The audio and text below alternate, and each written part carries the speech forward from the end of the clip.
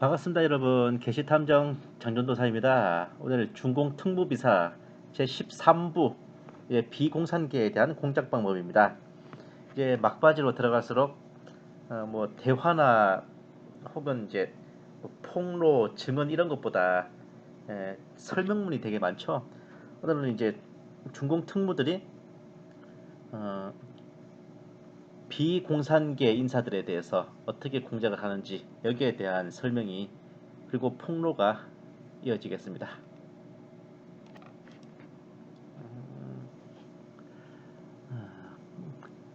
최정계에 대하여는 그전에 19로군의 고급 참모로 있으면서 블라블라블라 지금 국민당 민주촉진에서 활동하고 있는 진창화로 하여금 공작을 하도록 했던 것이다. 여기서부터 이어지겠습니다. 진 씨는 이미 50고기가 넘은 사람으로서 그의 조카 하나가 사회부의 간부로 있는 공산당원이었기 때문에 해방 직후부터 조카의 줄을 타고 화동 사회부와 공작관계를 맺고 있었던 것이다. 황모에 대하여 그의 매부인 왕군악은 본래가 상해 임시정부의 기정으로 있으면서 해방 이후 얼마 오래되지 않아서 민혁에 가담하고 있는데 내가 정보위원회에 들어간 이후에 공작관계를 맺었던 것이다. 그는 비록 하나의 기술자였지만 일찍부터 막스레닌주의에 흥미를 가지고 있었다. 공작관계를 가진 후부터 그는 매우 열성적으로 공작에 참가하였으며 내가 새로운 문제나 임무를 주면 대단히 기뻐하였다. 그 후 얼마 안 되어 그는 이어서 중앙교통부로부터 북경으로 전근 명령을 받았기 때문에 그의 문제는 빨리 해결되었다. 그 밖에 공작 대상인 민주당파의 거물인 장란, 마서륜, 진명추, 장치중, 소력자 등등도 모두 적당한 공작원들을 물색하여 북경으로 보내서 북경 특무공작기관에서 그들을 용도하도록 임계하여 주고 말았다. 말할 필요도 없이 뻔한 일이지만 북경의 그 민주 인사들은 안팎으로 겹겹이 둘러싸고 있는 감시망으로 옴짝달싹하지도 못하게 얽매어 놓고 2중 3중으로 여기저기서 밤낮 없이 늘 감시를 하고 있었으므로 그네들의 일거일동을 환하게 알고 있었으며 모택동의 소나기 밖으로 도망질할 길도 없었다. 동무들, 제2공작조, 제5소조의 공작은 기초공작에서부터 영도공작까지 모두 확장되고 증강되었소. 수집한 모든 정보원의 그 근거는 모종의 사건 속에서 발견되는 문제를 잘 처리하면 상당한 수확이 생길 것이오. 그러나 유감스러운 점은 평소에 동무들이 업무 집행상에 있어 취하는 태도나 작풍이 무서운 온정주의로 흐르고 있다는 것이오. 이와 같은 온정주의의 근원은 따지고 들어가면 모모 동지는 아직도 사상적으로 통하지 않는 까닭이오. 그들은 적에게 가혹하게 대하고 통일전선 중에 동맹자들에게는 좀 겸손해야 한다고 해서 정직할 필요까지는 없어.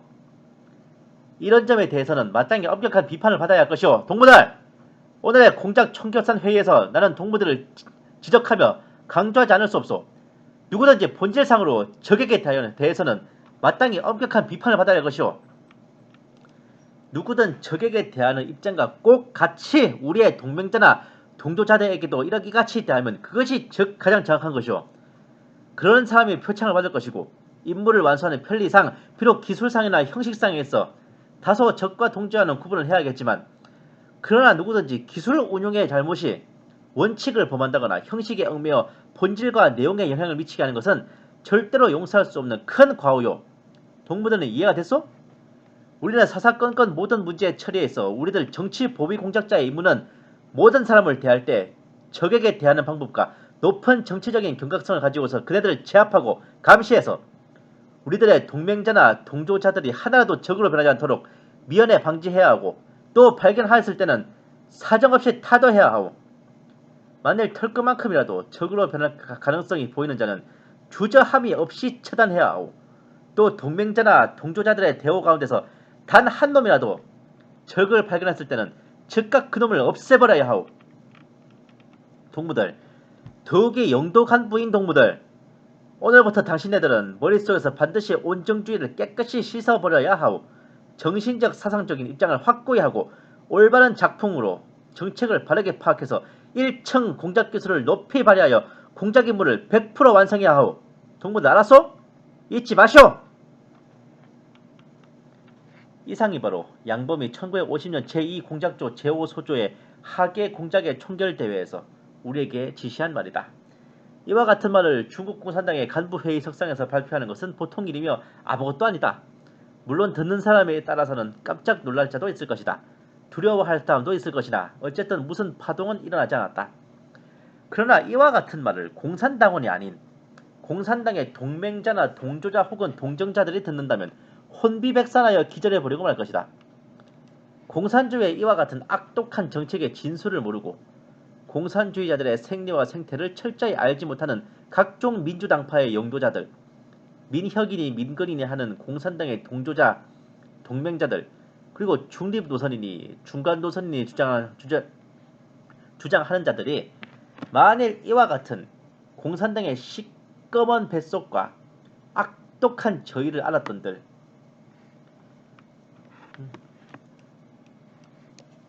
공산당과 가까이 할 자들도 손목을 잡거나 뒷공무니를 따라갈 자들도 한 놈도 없었을 것이다. 만약 양범이 우리들에게 엄격히 지시한 한마디 말이라도 해방일보나 인민일보의 어느 한 구석에 게재되었다면 중공의 끈앞을 당파나 단체에 관계하는 자들은 모두 도망을 치든가 또는 기절해버렸을 것이다.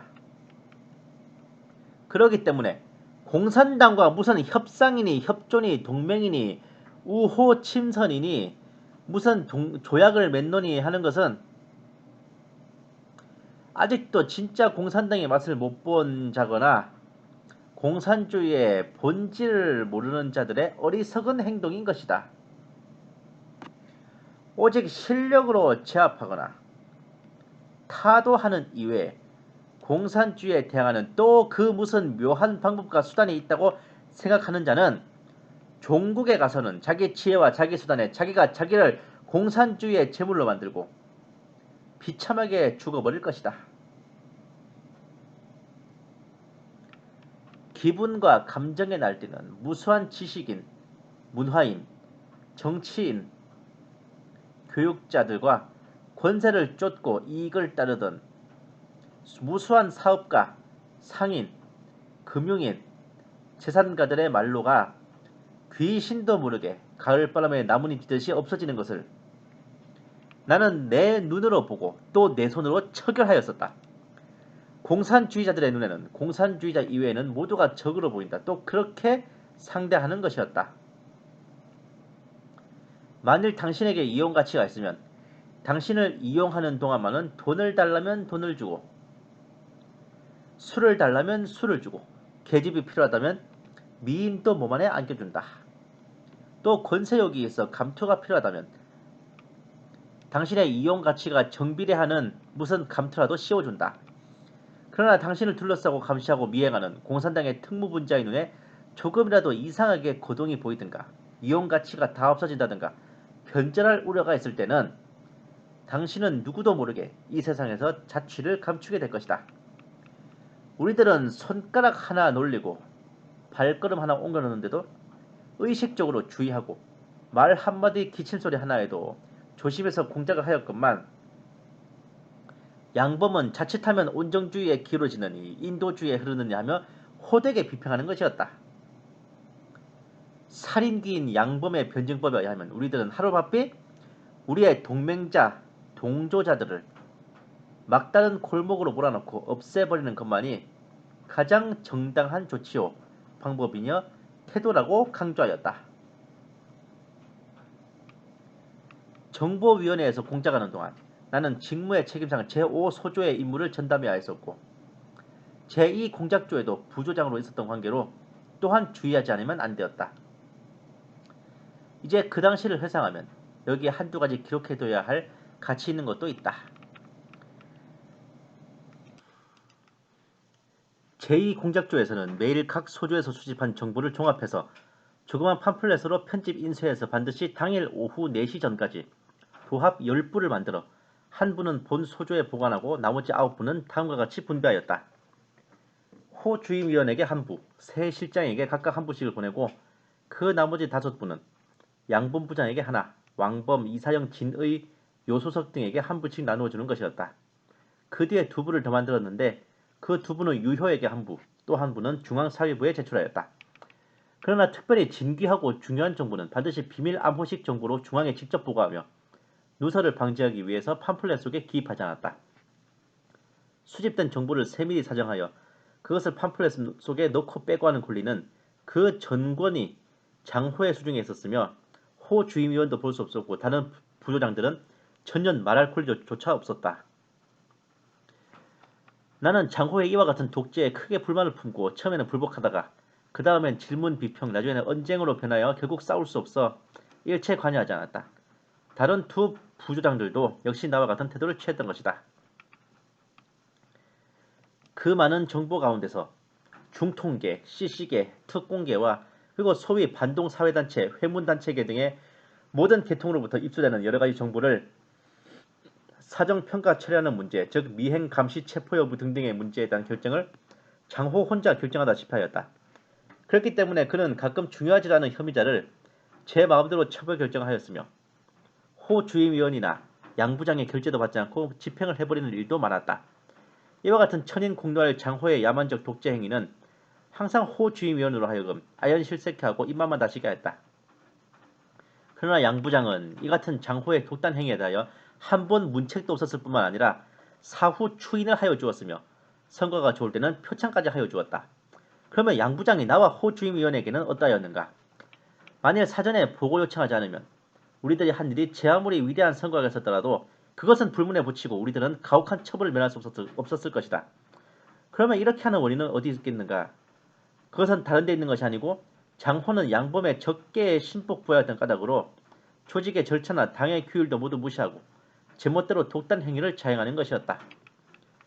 중통계통으로서 상해에 잠복해 있던 당황 사건을 들춰낸 것도 장호가 양 부장의 결재를 받지 않고 독단적으로 사건을 빨리 처리한 데서 생긴 성과라고 떠들었다. 당황 사건의 정보를 입수한 뒤에 즉각 대담하게 수색 활동을 개시해서 위조 인민패를 만든 인쇄소를 급습하여 당황을 체포하기에 성공했는데 당황을 붙잡아 놓고서 사후 보고를 하였던 것이다. 이 사건의 적발에 결정적인 성과를 얻을 수 있었던 원인은 양 부장에게 복원이 절찬히 하는 것을 뒤로 돌리고 신속한 행동을 개시하였기 때문에 이루어진 성과로서 만일 수속 절차를 밟고 결재가 나기를 기다렸다면 당황은 반드시 눈치를 채고 도망해버렸을 것이라는 것이었다. 그래서 양 부장은 도리어 장을 힐책은커녕 공로를 가상하게 생각하였던 것이었다. 그 후부터 장의 이와 같은 행동과 처사는 더욱 심해져 그야말로 방약무인격이었다.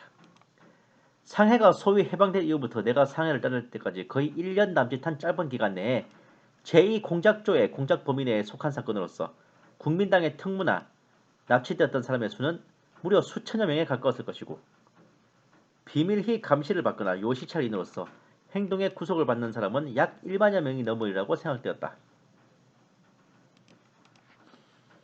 대개 처음 감시를 받거나 행동의 제약을 받는 자는 일부분을 제외하고는 정보위원회 직속의 정찰 간부나 혹은 지방당국의 정보기관으로부터 미행을 받거나 잠복 감시 또는 비밀 감시를 당하고 그 나머지는 제2실로 이첩해서 지방당국으로 하여금 공개 감시를 하도록 하였다. 공개적으로 감시하는 것은 모두 지방공안파출소와 정보기관이 서로 협조해서 감시하기 때문에 수많은 국민당 특무 혐의자들, 비교적 가벼운 자들과 국민당 간부와 같은 자들은 자기도 모르는 사이에 감시를 당하고 있다가 감시하던 기관이나 감시하던 자가 의심을 품거나 오해를 하든지 하면 지방 분국이나 공안파출소에서 직접 체포해버린다. 상해시의장으로 있던 반공전의 비서나 국민당 상해시당부 조직과장으로 있던 피송년 같은 자들은 의식적으로 친공분자가 된 것은 아니나 그 당시에 국민정부가 망하도록 대세는 이미 기울어졌고 또 공산당의 달콤하고 그럴듯한 허위 선전에 기만당하여 관대한 처분을 받고서 중공에 순종하는 백성이 되어 목숨만 건져보려는 속셈들이었던 것이다. 그러나 누가 꿈엔 듯 생각하였으랴. 상해가 소위 해방된 지 얼마 오래되지도 않아서 장호는 피씨를 지방당국에 이첩해서 감시를 시키고 취직도 하지 못하게 만들 뿐만 아니라 국내에서 여행도 못하게 행동을 제약당하고 말았다. 그는 오랜 실직 상태에서 팔 것은 팔고 잡힐 것은 잡혀먹고 이 친구 저 친구에게 푼돈 구걸하여 막 홍콩으로 탈출하려는 전날 밤 지방의 취체기관에게 탐사되어 홍구 공안 분국에 붙들린 것이다. 그는 철창생활의 맛을 톡톡히 본 후에 겨우 석방이 되어 나왔으나 취체기관으로부터 공개적인 감시를 당하였으며 매일 부근에 있는 공안파출소에 출두하여 그날그날의 행동을 보고하지 않으면 안 되었다. 그리고 동네에서도 동반의 이웃 사람들이 밤낮없이 감시를 하고 있는 관계로 어디로 도망할 수도 없었다.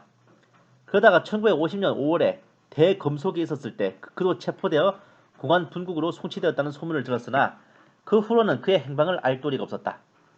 이것이 소위 지방의 민간기관과 정보위원회의 지방기관 그리고 지방공안국 사이에 협조하여 요시찰 인물들을 감시하고 취체하는 하나의 신뢰인 것이다. 공안 분국 내에 정보기구와 취체기구가 있었는데 모두 이것은 사회부의 소속인 것이다. 곧 전자는 정보위원회에 속하였었고 후자는 제2실에 속해 있었다. 그 외 상해시 공안부는 그 이름 안에 없어지고 공안총국이라는 것이 설치되어 그 안에 사회처가 있었고 그 처 아래의 조직과 편제는 그 전의 공안부와 꼭 같았으며 그 인사관계는 전부 사회부로부터 갈라져 내려와 지방 공작을 담당하고 있었다. 정보위원회의 업무 회보는 매 주일마다 1회씩 개최하였는데 정보위원은 당연히 출석하였고 각 공작조의 부조장은 정보위원이 아니었기 때문에 특별히 허가를 받아야 출석할 수가 있었다. 우리들과 같이 발언의 권리가 없고 신상이 깨끗하지 못한 자들은 될 수 있는 대로 말을 안 하는 것이 가장 상책이었다. 만일 그렇지 않은 경우 업무상의 문제로서 부득이 재촉을 받아 말을 하게 되더라도 될 수 있으면 간단하게 끝을 맺어야 했다. 그러나 양범의 측근자들은 말재주 자랑이나 하려는 듯이 청산유수격으로 몇 시간이고 떠벌릴 때는 그 자리를 함부로 피할 수도 없고 그대로 듣자니 되지도 않은 이야기에 구역질이 나는 것도 꾹 참고 들어야 했다.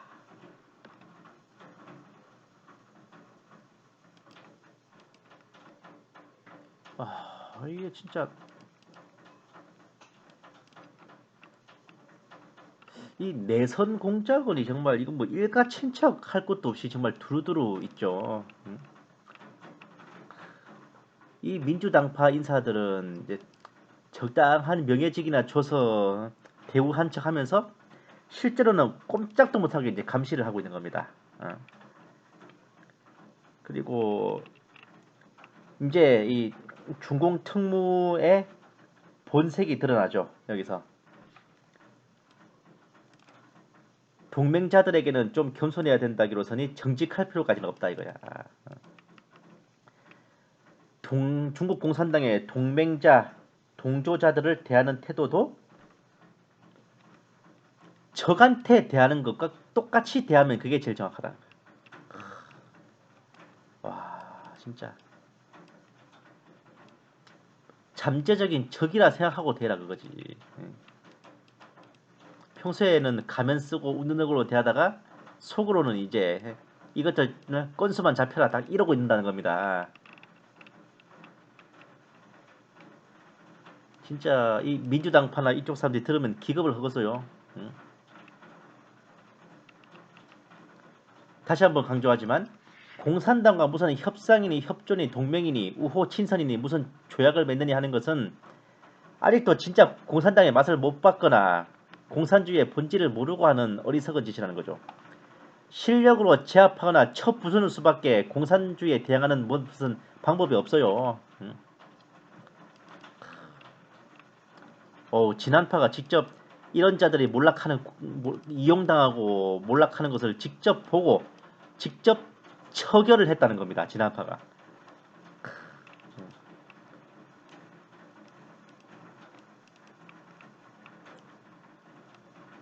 하루 바삐 그 동조자들도 다 막다른 데 몰아넣고 없애버리는 게 목표라는 거죠.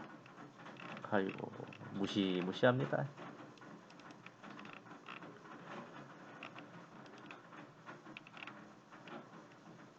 1년 동안에 국민당 특무나 체포된 사람이 수천 명, 감시당하는 사람이 10,000명 이상. 근데 이게 되게 묘한 게 있어요. 이런 국민당 특무 혐의자들이나 이제 국민당 간부 같은 사람들을 감시하는 시스템이 지금의 스마트 시티랑 거의 일치합니다. 한마디로 지금 이 상황은 70년 전에 그런 아날로그식 스마트 시티라니까. 70년 뒤에는 완전 최첨단 안면 인식 빅브라더 체제인 것이고 70년 전에 아날로그식 스마트 시티 감시 체제는 바로 이거예요. 동네 사람들, 이웃 사람들이 감시하고 있지. 지방의 민간 기관, 정보위원회, 민간 지방 지부, 공안국 사이에서 정말 한 오중 감시 체제였습니다. 오중 감시 체제. 어마어마하죠, 진짜.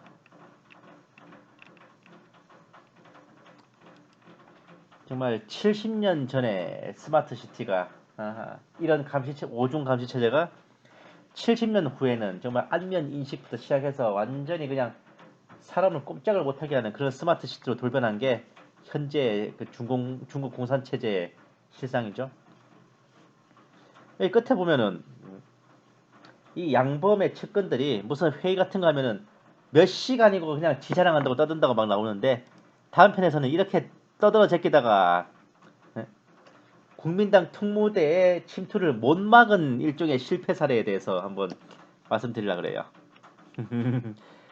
중공 특무비서 14부 대만 특제 공작대 사건을 기대해 주십시오. 감사합니다. 게시탐정 장전도사였습니다.